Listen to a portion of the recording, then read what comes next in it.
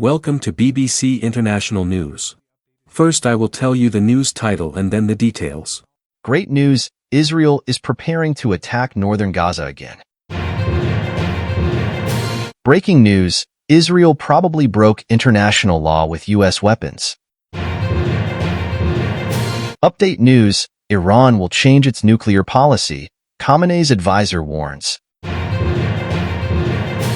Listen to the news title so far, now listen to the details. Ignoring strong objections from around the world, Israel has launched an attack on Rafah, the southernmost city in the Gaza Strip.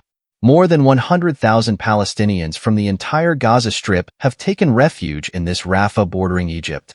Israeli forces have increased the scope of attacks there since Sunday. Before this, the Israeli army turned the entire valley into ruins, including northern Gaza. Still, Israel has once again asked residents of Jabalia in northern Gaza to evacuate. About 100 people were killed in Israeli attacks in various parts of Gaza on Sunday. In total, the number of Palestinians killed in Gaza in the Israeli operation since October 7th has exceeded 35,000. The Ministry of Health in Gaza said in a statement on Sunday that the number of people killed in Israeli attacks has reached 35,034. And the number of injured people has exceeded 78,700 people. Israel started airstrikes on Gaza's Egyptian border town of Rafah from last Monday. More than 1 million Palestinians have sought refuge in Rafah from different parts of the tiny territory in the more than 7-month-long Gaza war. They are now forced to leave Rafah on Israeli orders from last Monday. Meanwhile, Israeli forces have ordered the evacuation of Palestinians from other areas in the southern Gaza city of Rafah. With that order on Saturday, they asked the Palestinians to move to the extended humanitarian area of Al-Mawasi.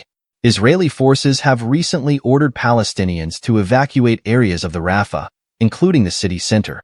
In a post on social media, an Israeli military spokesman also called on residents of Jabalia and 11 other surrounding areas in northern Gaza and refugees to move to the west of Gaza City as soon as possible. Al-Zawada is a small town in central Gaza, where in the last few days, Palestinians from different parts of Gaza have come down. The city center is among the areas in Rafah that Israeli forces have ordered Palestinians to evacuate, residents said. There is a very difficult situation. People are leaving their homes in fear. Israel probably broke international law with U.S. weapons. The United States says Israel violated international human rights law in a number of incidents during the Gaza war. In this case, they may have used U.S.-supplied weapons. The U.S. State Department says it is important to assess the U.S.-supplied weapons that Israel has used for inappropriate reasons.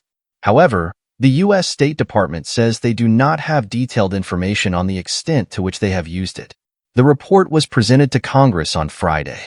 This review by the White House revealed that not only Gaza, Israel is involved in conflicts with at least 6 other countries using U.S.-supplied weapons.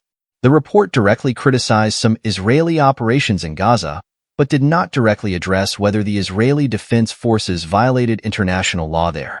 According to the report, Israel faces a military challenge in fighting Hamas in Gaza. According to the report, assurances were received from Israel to comply with the legal use of U.S. weapons. That is why the United States agreed to continue supplying these weapons. The U.S. report also said that Hamas had used civilian infrastructure for military purposes and civilians as human shields during the war. During a war, it is often difficult to verify which is a legitimate target. However, the report also said that Israel's over-reliance on U.S. weapons may have led to it trying to comply with IHL or international humanitarian law to reduce civilian casualties. It added that Israel has the knowledge, experience, and tools to minimize civilian casualties. That is why, in all the incidents of so many casualties in the ground operation in Gaza, the question has been raised whether the Israeli military forces are using those capabilities properly.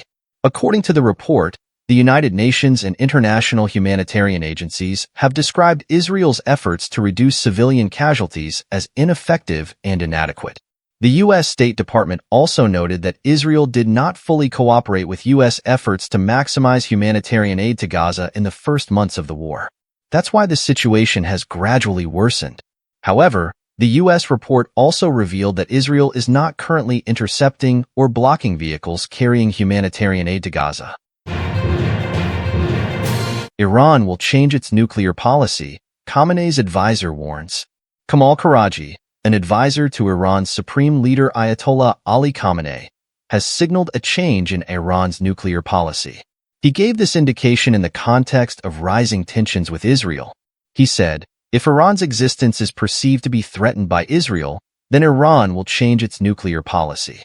Kamal Karaji said, we have no decision to make an atomic bomb. But if existence is threatened, we will have no choice but to change our military doctrine. Tensions between Iran and Israel reached a peak in response to the bombing of the Iranian embassy in Damascus, the Syrian capital, in early April. Despite Ayatollah Khamenei's previous fatwa against developing nuclear weapons, Iran's former Goa